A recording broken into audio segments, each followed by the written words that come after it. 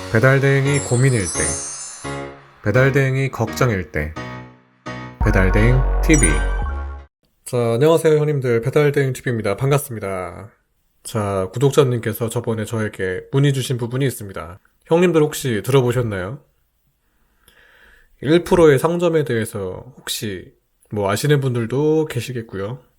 자, 구독자님께서 이제 질문 주신 부분은 1%의 상점이 있는데 콜 많고 대행회사에서 꽉 잡는 상점은 얄짤없습니다. 상점 실수는 당연, 기사 실수는 안 돼. 뭐가 어찌됐든 대행회사도 상점 편, 상점은 그로 인해 갑질 1% 상점.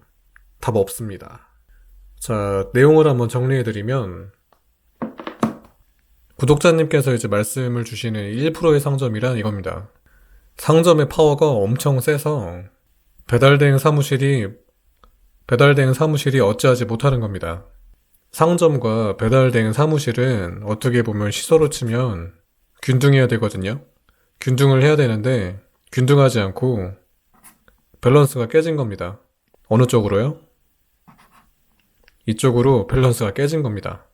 이로 인해서 발생하는 부작용들이 있겠죠. 아까 말씀 주신 것처럼 상점에서 실수를 해도 그냥 넘어갑니다. 대신 배달대행 기사님이 실수하면 안 넘어가요. 근데 기사님 배달대행 사무실만 믿고 일을 하신단 말이죠. 근데 배달대행 사무실도 상점편을 든다는 내용입니다. 이렇게 되면 기사님 어떻게 돼요? 낙동강 오리알 신세가 됩니다. 일단은 이러한 일들이 벌어지는 배경이 하나가 있습니다. 첫 번째가 배달대행 사무실이 힘이 없는 거예요, 애초에. 그래서 상점 한 곳이 너무 소중한 겁니다.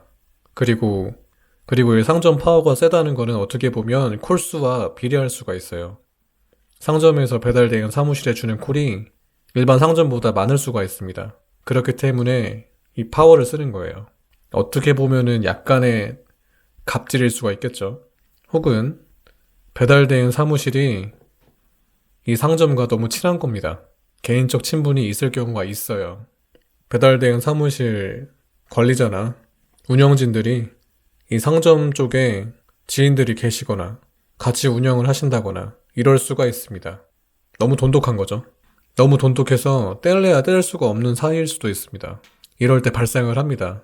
왜냐면 기사님은 나중에 또 뽑으면 되거든요.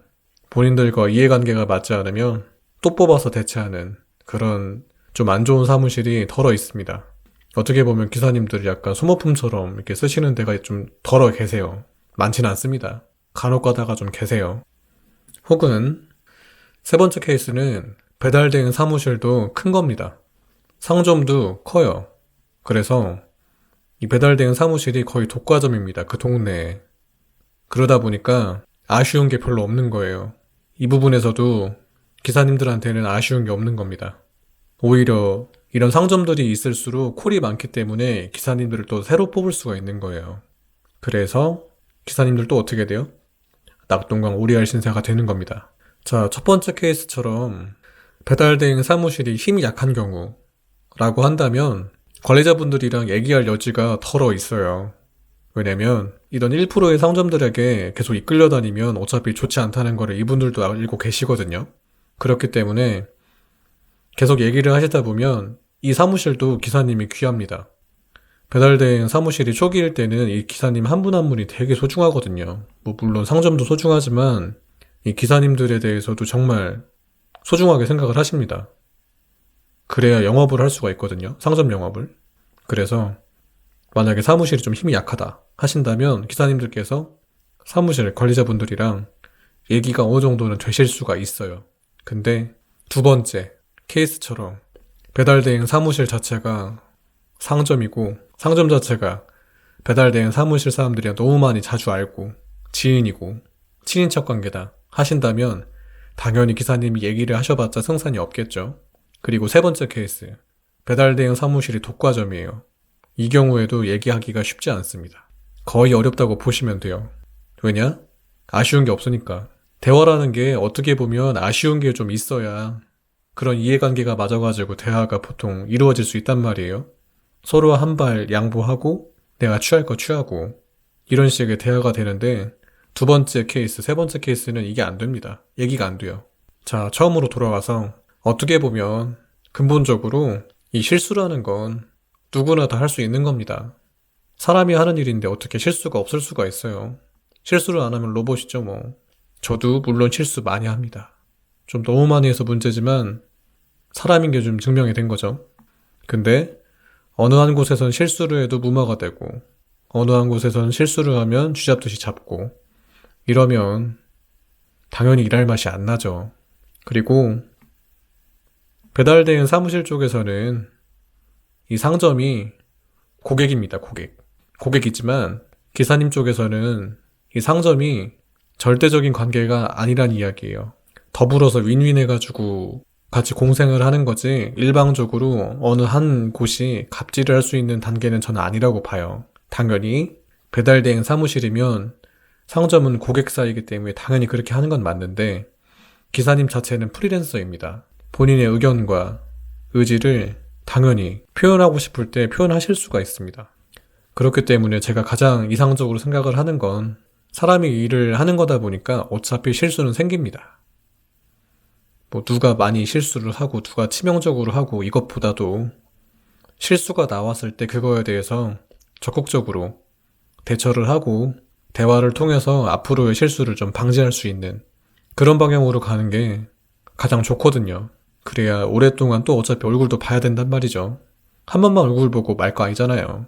그렇다고 하나 마음에 안 든다고 뭐 기사님 바꿔달라, 뭐 상점 바꿔달라, 뭐 사무실 바꿔달라 이렇게 매번 하는 것도 어떻게 보면 엄청나게 소모적인 거잖아요.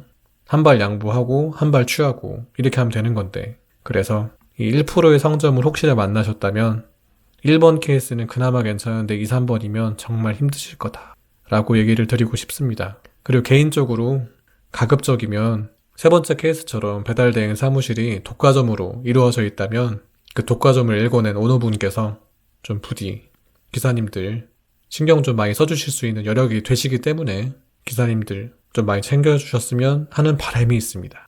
뭐 경쟁 구도가 심한 데는 그럴 수가 없거든요. 근데 독과점을 잃었을 때는 이것저것 좀 여유가 생기실 거란 말입니다. 아무래도 그럴 때일수록 이렇게 1%의 상점 이런 거를 좀 안 만드셨으면 하는 바람이 있네요.